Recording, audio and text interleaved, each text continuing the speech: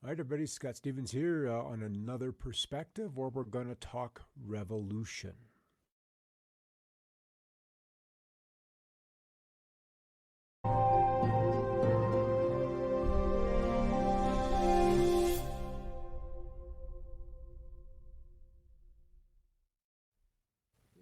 It seems the music ends before the intro ends, or the countdown ends. That's kind of curious how that all timed out.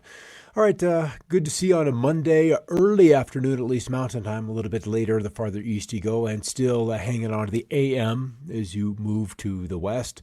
On this lovely planet of ours that is so beautiful and so ugly all at the same time. And I suppose that is probably the reason for it is for a diversity of experience, even though diversity seems to be the issue that we're all fighting and struggling against, even in this moment. Either there's too much of it or not enough of it, depending on one's, of course, entirely variable point of view. But I want to talk about something that seems to be in the air. And I had a rather interesting encounter over the weekend. Good to see you over there, Vicky. From some folks at a local park here, and they were some Antifa folks, and it was literally my first encounter. I've been aware of them since the Trump election when they made a rather dramatic appearance on the scene and were given oodles and oodles of press. So some power structures behind them. Otherwise, they would remain unknown, because those subjects, those topics that want to be pushed into the limelight, and if they've got money and if they serve an agenda, then they will get the headlines. As we all know, those topics or those subjects of discussion that want to be suppressed, they just never get any press. And the Antifa crowd is getting lots and lots of press. So somebody is behind them. Good evening, afternoon. So I want to kind of roll on into this. I know you guys are probably exhausted from a long coffee break show. It was a great show to get everybody kind of going together, but we'll roll on this anyway. And so let's talk revolution. And in my eyes, and after my recent experience, I don't see that there is another way around this. The forces are too aligned. The cycles seem to be primed for such an event. And it's just something that I'm now firmly of the opinion that we're going to have to get there. We're just going to have to go through this experience. So, as the V for Vendetta has kind of been priming us, the elites have been priming us through the media. They're the Sons of Anarchy, the show. This has been part of the plan. It has been part of the plan probably since the United States was brought back under crown control after the War of 1812, and certainly after we became a corporation in 1871, but revolution was the goal. The question is why, and then who does it benefit? And that's something we've got to go through. And one of the things that came up with the Antifa, as I did some research and image gathering and then contemplated the why, is that is an aspect of anarchy. And I would be lying if I didn't say that I was personally interested in anarchy, because the control structure that has been in place in the United States, and for that matter, the Western world, has been oppressive, absolutely oppressive in restricting free speech, how we're educated, what kind of energy we use and must use, that there is an agenda and a structure that we are absolutely allowed to live within. When we step outside of those bounds, then we have issues, and we find out who we can't discuss in a disparaging way. We discover what technologies are not allowed to flourish, even though the environment is crying for change. We discover who is controlling us. So anarchy is kind of a curious concept, but one that these last 3 years has certainly demonstrated, at least to my eyes, that we are not ready to deal with. And so I'm going to preface this with this statement. I am aware of and I am grateful for the strengths and past accomplishments of each of those candidates that is presently running for president, and also their respective parties. However, I'm also keenly aware of the multitude of weaknesses that are inherent within each. We can see the problems and we can see what solutions parties pretend to bring to the table. I mean, in 2008, we were sold a whole lot of hope, and we were still wondering where the delivery was when the previous president left office. And so this is also something that I completely agree with. The whole system is guilty. Right, left, corporate, all of it. It is all guilty. And so when you've got this kind of sentiment out there, there is no way outside of going through a cleansing. There has to be some kind of cleansing. There has to be some kind of accountability that is brought to the table. And this is what the nation, and indeed the whole world, appears to be hungry for, is some aspect of accountability. So how do we bring change when all of those parties are guilty? And then how do we not harm our fellow man? All right, so I kind of been making some notes over the last 2 days. So how a revolution is begun. Begins with discontent. And then that brings about a willingness to participate in civil discord. In the history, and because we're all kind of curious as to what the CIA does behind our backs, and we know that they are always active behind our backs and have funded, have fostered, have put up campaigns, and have put in puppet leaders for what are termed color revolutions. If you're not familiar with the term, it's worth your time to go discover how our own intelligence agencies, the CIA in particular, which by statute is forbidden from participating in U.S. politics, but not so outside of the country. And so color revolutions are a fascinating period of research. And then you've got to wonder, and we'll get to that, might we in this country be experiencing a color revolution? So then there's a different kind of revolution, which is simply subversive. We're kind of going in underneath and then getting our people, or the revolutionaries' people, inside government slowly, but consistently. We continue to work from the inside out. And the Constitution has, let's just say, the oath of office has a place for this, where you're dealing with enemies both foreign and domestic. Then without hatred, none of it goes anywhere. It just falls flat on its face. There has to be some kind of emotion in there to push these things. And then, of course, perceived inequalities, and those can be fostered. And obviously, we've got an income equality. That's a given. We've got, from housing inequalities, we've got education inequalities. Equalities exist. And as Karen just said, all of these things have existed since the beginning of time. So why have revolutions only happened periodically? Probably, and my quick reply would be because of expedience, because of the powers that want power at the other side of it. And we'll get to that as well. And these inequalities, these inequities, can be very brief, lasting just a few years. Maybe they've lasted generations. And in some long-suffering populations, say for Rome, for example, these inequalities lasted for hundreds upon hundreds of years. And probably before this last election, we understood and kind of felt inside that revolution was coming. Was it going to be an evolution, or would it be a revolution? And either way, it's fated to come apart or come to us. And so this is something that I think we've shifted from an evolution, where the love and light people would like to take over and just bring in, more goodness, if you will, or those with guns and bullets, because this one was simply taking too long. So that's kind of what seems to be. And we'll go to Venezuela. You can tell that by the flag, where you've had the CIA who has wanted access to their natural resources. And so they've tried to instill new leaders. They have tried to come in with subversive tactics and assassinate, either by drone, as we've seen on video, or by poison. So either way, they're fostering some kind of revolution. But there's always some power that is desired at the end. And for Americans, there's been a lot of students who have deep in debt because of their education, and then the inequities that were certainly in place after the '08 crash, where we bailed out to the banks to the tunes of hundreds of billions of dollars, and honestly, if not trillions, when we begin to dig deeper into the shadow banking system. So the population has a right to be up in arms. There absolutely is a right. And so let's go back. Let's go back a couple of years, and we had some candidates that stepped up. They created the movements. They articulated a plan upon which people could get behind. And that is how movements begin, is you give them an ideal upon which they can hang their coat and then get behind. So we need a political revolution in this country, which means that 80% of the people vote, not 40%, and which means that people demand that Congress represent the middle class and the working families of this country and not just the billionaire class. This has been the battle cry since the beginning. It was the battle cry from the Bolshevik Revolution. It was in China in 1949. It was always to get the popular people to move from one side to another, to begin to get engaged in political action. That was the need.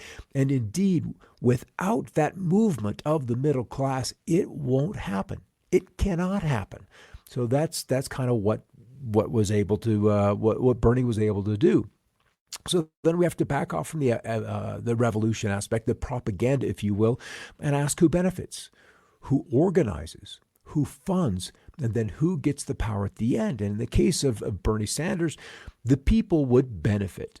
And who organized? Well, Bernie and the people. Who funds? And the people did by lots and lots and lots of small donations. And then who gets the power at the end?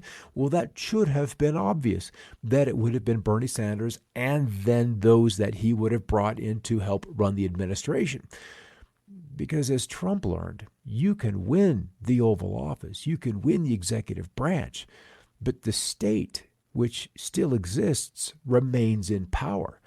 So you may have a captain at the helm pointing in a direction, but if the helmsman doesn't change the wheel to shift the rudder in a different direction, you're not going to tact in a different direction. And if you don't have men in the engine room shoveling coal, if you will, into the burners to keep the pistons going and the propeller, the churning, then the ship isn't going to go in that direction. So you can't have the helm of the ship, but that doesn't mean the ship is going to go off in the direction that you would inspire the people to move to.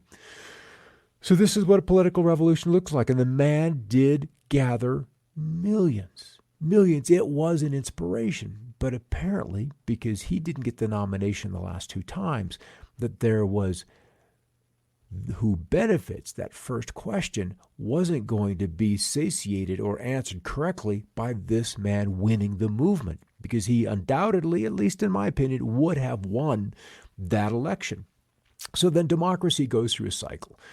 It's a minimum of 200-year cycle, and there are absolutely other sub-cycles that undulate underneath this larger cycle. And so bondage usually leads to a revolution. And we have faith in that movement because we can see brighter days ahead, and that always fosters great courage, resulting in, at the end of the revolution, some aspect of greater liberty or perceived freedoms, real or imagined. Nevertheless, the fire has come out of the bondage. And that usually that freedom, that ability to produce to your own talents, your own skills, leads to a personal abundance. And then the nation, the neighborhood, the city-state also shares in that abundance because you have it to share. And ultimately, that abundance can lead to selfishness. Not entirely, but there are those that with generations of power then can hold on to, say, oil, to say farming, let's say fishing. You can have these industries upon which monopolies are then built.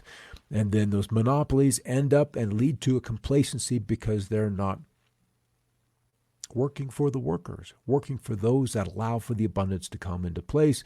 And then the apathy takes place because either the employees get paid enough, the rich can continue to get richer and to collect, and then the dependence upon those monopolies ultimately leads to a further bondage. And then we've got to go through the whole cycle once again, but that ultimately is generations down the road. So most of those today that are born-bred Americans don't have an experience with revolution.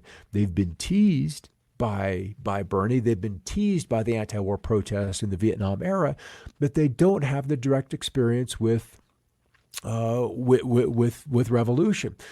So the question is, with revolution, you go from democracy to what? We move in a revolution will take us from socialism to what? Communism? A further state controlling of all assets? Because usually we're going from democracy to socialism and from socialism to communism and then to a dictatorship where you have the party leader or even the party structure itself upon which nuclear power plants, farms, all of those industries which produce for the population and produce for export are then run by the party. It is a collectivism, but that doesn't mean that the spoils outside of the life necessities are then shared with the people. And then even from monarchies, France was in a monarchy, in a monarchy when the French Revolution happened, and that ultimately, if you look down the way, just a generation, did not end well. So you can either go from a benevolent or an oppressive monarchy to something else, and then from a theocracy also to something else. So this is the question. Revolution brings a change from your current system into something else. The question is what? And so what we've done and what I've seen happening is we're casting a stone. We're creating blame. We're creating victims. So right now what I see in this country is we're casting a stone across time to create victims. And we're using race as that card. All right, the conditions present before a revolution occurs. People from all social classes are discontented. For whatever reason, everybody would have their own specific reason to be discontented. People feel restless, like they're being held down by unacceptable restrictions in society, religion, the economy, or the government. And oftentimes it is all working together to keep the people down. People remain hopeful about the future, but they are being forced to accept less than they are hoped for. And we see that in the younger ones. They go to school with the hope of a job, of an income, of the ability to make friends, and more importantly, at least in my case, was to make a difference. In some way or another, make a difference in the world. And that can lead to how and why they choose the education upon which they're going to base their life's service upon. All right, so the tools of a revolution, I had to put fear first. And fear often leads to anger because you're afraid of something not ending or not getting any better. But then with anger, we'll muster the power and the courage, warranted or not, to create change, to create an action. Intimidation is usually a result because you're wanting something to stop. You're wanting to impress upon another person, upon an institution, upon a government or corporation that you won't stand for what has been happening any longer. Then the media has to be in the game. If the media wasn't in the game, if we didn't have news running what was happening at Mount Rushmore over the weekend, there would be a lot less anger in the population through this past weekend. So the media, through both print, song, and stage, creates kind of a complicity and an ability to maybe do things and talk about people and point fingers that we wouldn't necessarily do otherwise. And then with it all together, we ultimately will see gangs. And with gangs, we end up with more fear. And in these gangs, when they all get together, when their purpose is unified, there is absolutely an exhilaration. And that can be very powerful. It can also be very, very destructive, as we have begun to see walking the streets. France has been under protest from the Yellow Jackets for over a year, but for different reasons, different causes than here in the States. And so we're in the process of creating the victim, casting a stone across time. And that has to do with racism. That is the topic that we're dealing with right now. And it's interesting to see the race composite of these people protesting. So we've almost in a way turned whites upon whites to achieve the end. All right, so this comes from a handbook, and there's a couple of pages. There are 3 in total. Social media is now the new battlefront of ideals. Whose ideals, I might ask? We've seen that kind of power by these outlets yield by kicking major fascists off their platforms before. This will and must only continue. If you're seeking a position of power in the media, be sure to obscure and hide your true identities, your true intentions on the various social media platforms. Better to remain a mystery and wield massive power than blatantly shouting your viewpoints from the hilltops. We have the objective truth on our side. always project that. Use social media as a baton to slap down anyone who holds fascist viewpoints. Call them a racist, homophobic, misogynist, and create an echo chamber around you. What is an echo chamber? That's just simply when you hear yourself. You hear your same vote. And so when I had the encounter with these Antifa people 2 days ago, there was no rationality. We literally could not have any kind of discussion. It could not happen. And I asked, well, what's the goal? What happens after you, quote unquote, burn things down? Who's going to rebuild? And in what image will you rebuild? And there were no answers. There was no answers, just more anger that we have to literally, it was as a quote off this banner, drive the Trump-Pence regime out, to get that effing fascist out of the White House. That was the goal. So it doesn't matter who goes in the White House or what power gets in the White House. They were simply intent on this particular goal. That was it. That was all. And so I have to question, just kind of as a rational man using a little bit of intelligence, one doesn't destroy a structure without the plans already in hand for the replacement. If you were to ask a city, well, let's go back and let's just say an architect that wants to build a structure, but yet that spot over there, 3 blocks down, 2 blocks over, we need to level it. So they need to demo the building and then prepare the soil, sink a foundation, you run the utilities, and then build the structure. You don't tear down what is there without the architectural plans already in place. And that has been my question. What goes in its place? If we're going to tear this system down, and I don't want to be a defender of it in the least, but what goes up? Is it going to be something that is beneficial for us all? So there's a couple of pages. Now, maybe I need to be on this one first. Phase 3, imagine a world free of hatred and bigotry. And this is from the Antifa handbook. There's such a thing.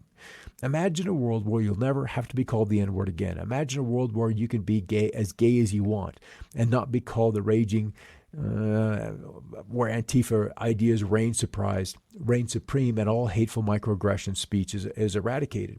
One way to accomplish this will be to tag or microchip every human being on the planet, and they will do so voluntarily. Use the guise of entertainment and other benefits to lure the people to this end. This chip embedded in the hand or the neck will allow the Antifa-approved regulators to monitor the citizenry of the world. Information accessible by waving a wand a few feet away from the chip would be DNA content, including the percentage of color, the genetic disadvantages, etc. One's political leanings, scored by past social media posts, earnings, known associates, Antifa status, etc. We must ensure that only Antifa-approved regulators can access this data, lest we veer too far into fascism ourselves. Basically stating, we'll get close, but not quite that close. Thus, with the wave of a wand, one would be able to tell whether that vaguely beige-ish-looking person is allowed to use the term the N-word. For example, a rap lexicon in a popular way. Where are my N-words at? I've got hoes in different area codes. While clearly misogynistic, a person of color has the right to use that term. Antifa regulators would have to determine an acceptable percentage of threshold of color in one's DNA that would make it acceptable to use the term. If you're only 17% of African descent, perhaps it's not okay to use that term. So it's really kind of scary. It truly is more like a fascist regime that they would like to set up. Our movement would eventually spread out into other nations. Indeed, it has already begun. Some people will prove excessively resistant to our brand of Antifa, such as those who were previously burned by communism or failed socialistic states. But make no mistake, we will prevail where others have failed. Their leaders' lust for status, power, and wealth eventually lead them to create layers of power full of corrupt state officials. Antifa have the power of the people on our side, or we will eventually, and will not to come to such a state.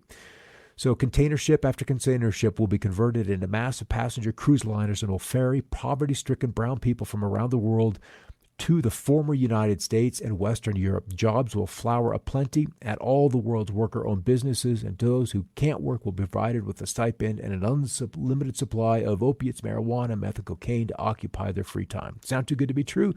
It isn't, and this is what you are fighting for, and this is what we believe. We are Antifa. Either you are with us or you're a fascist.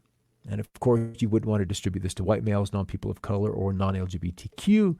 And of course, use your common sense. So that's kind of,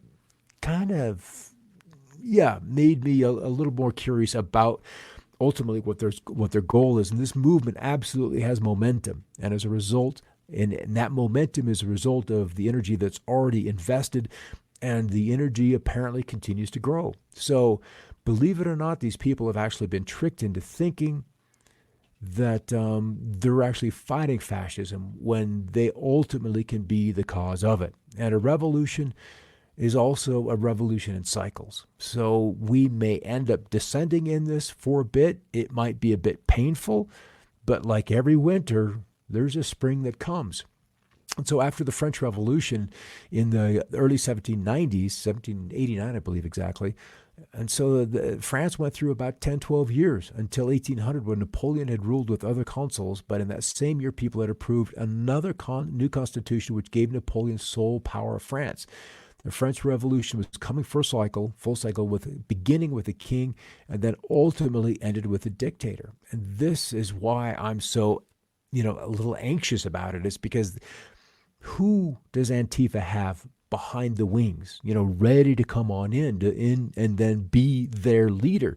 And if there's 5, 10, 15% of the population that's willing to follow, that becomes, and especially if they're violent, that becomes a very, very impressive mob mentality that most sane people would simply rather just get out of the way of rather than confront head on. Ultimately, it would lead to collective farming, and there was I saw some rumblings of this to where they would use greenhouse gases and environmental concerns to shut down individual farmers, even ones that own their own land, for this quote-unquote climate crisis. So we've got to learn the difference between fascists and, say, anti-fascists. Fascists beat people that they disagree with, and anti-fascists, of course, beat people that they obviously disagree with. And the difference between then and now is almost zero. Almost zero. The only thing that's different is the nation and the decade. That's simply it. And there's a foothold that is taken in place, and as we continue to defund the police, we defund the rule of law, even though that law may be unjust. We're opening ourselves for mob rule, and that, to me, is probably the biggest thing. And the revolution obviously will be televised, as we have seen that's just going to be the case, that the revolution, and we're all going to see it. And so the question is anarchy, and this is kind of where I started. And if I had to choose a party, I would kind of want to identify with this, just because of it at least having the allure of the ultimate freedom. And one of the mottos is, it's better to die on your feet than to live on your knees. Who would disagree with that? If you're hungry, I will offer food. If you're thirsty, I will offer water. If you're cold, I will offer warmth. If you are in need, ask, and I will give help. If you're in trouble, I will help. I do not do these things in the hopes of being rewarded. I do not do these things out of fear of punishment. I do these things because I know them to be right. I set my own standards, and I alone enforce them. I am an anarchist. I kind of wish that there was more of this offering when we see them together in cities. Anarchism is founded on the observation that since few men are wise enough to rule themselves, even fewer are wise enough to rule others. Again, it seems to be a truth that would be kind of difficult to argue with. So the Antifa meme below is blowing up on social media today because it says exactly what needs to be said about this terrorist group. If your ideology makes you hide your face, then you're a coward. And I'm kind of sensing that with ISIS, ISIL, however you want to call it, there has been kind of a desensitization to those in black and masks and roaming the Middle East. If you're interested in who funded them, that's kind of an interesting rabbit hole to go on down. Look at, what was it, Hornet's Nest or Hornet Swarm. It was an interesting project that ISIL actually was to upset the Middle East and to create discord and literally to create the movement of a disaffected people into the West. So we come back to, if it's anarchy, then the shining ideal. We must have space. This is what I kind of wanted to settle this out with last night. So the shining ideal, we must have a space inside ourselves large enough to allow others the freedom to live their lives. And if we're to be anarchists, then we need to allow this space inside us to have others, or to allow others also that freedom that you're so violently claiming for yourself. We must have space inside ourselves large enough to allow others the freedom to live their lives. And if anarchy is to be the future, then this needs to be the ideal. Not one where you cannot hear the thoughts, the speech of another, but to allow them that space to grow. So then who deserves anarchy? That responsibility required to be a true anarchist is full accountability for one's thoughts, feelings, and actions without exception. So then if this is the bar to be met, who deserves anarchy? And I would have to say no one yet has deserved that part of anarchy. We're just not there yet. Maybe in a century, we will have evolved enough to where we can see one another as human beings that anarchy can be practiced. But in the meanwhile, anarchy is probably best practiced alone with yourself and allowing others to live their lives how you would like to live yours. All right, just some thoughts for this Monday afternoon. Yeah, this is a heavy topic, guys, and we're all going to go through it one at a time. And maybe there'll be a grand unifying event that we can avert some of the worst of these things. I don't know. And I don't think anything can be promised at this point other than that we will probably all be tested very, very close to our limits. All right, thanks for stopping in on another perspective. I'll do a little bit of a weather break-in and kind of wrap up what's happened around the world over the weekend as far as weather's concerned. And then Vicky's Coffee Break Show will be hitting the air tomorrow at 11 o'clock Mountain. Everybody, thanks for stopping by. I'm Scott Stevens. Hey, keep looking up.